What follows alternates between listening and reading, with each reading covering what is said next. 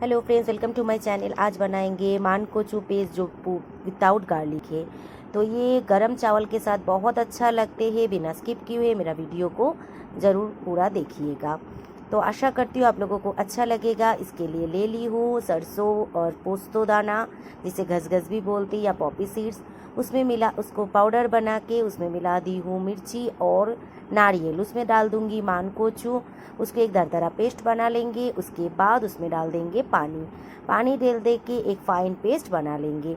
जो लोग मेरा चैनल नया देख रहे हैं वो लोग ज़रूर एक बार हर एक वीडियो देख के अगर अच्छा लगे सब्सक्राइब ज़रूर कर दीजिएगा।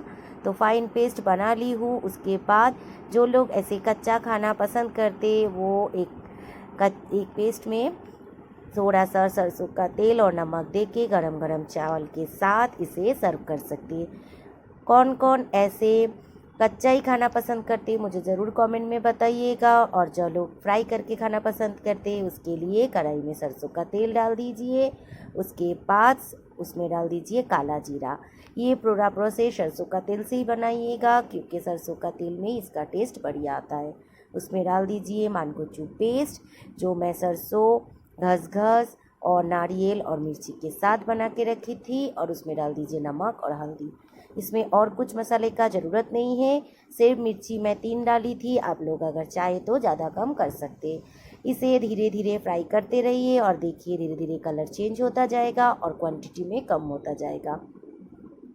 उसके बाद ऑलमोस्ट हमारा जो मानकोचू है वो फ्राई हो जाए, उसके ऊपर से डाल दीजिए थोड़ा सा और सरसों का तेल।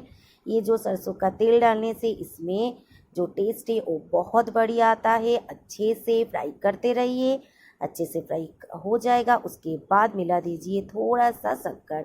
अगर आपको शक्कर बिल्कुल पसंद नहीं है तो स्किप भी कर सकते हैं। उसके बाद 2-3 मिनट अच्छे से फ्राई करने के बाद गरम गरम चावल के साथ सर्व कीजिए। बहुत ही अच्छा लगता है, बना के ज़रूर देखिए। अच्छा लगे तो लाइक शेयर कमेंट करना मत भूलिएगा। किस किस को कच्चा खाना पसंद करते हैं और कौन कौन फ्राई, जो लोग मुझे कमेंट ज़रूर कीजिएगा। Thank you for watching.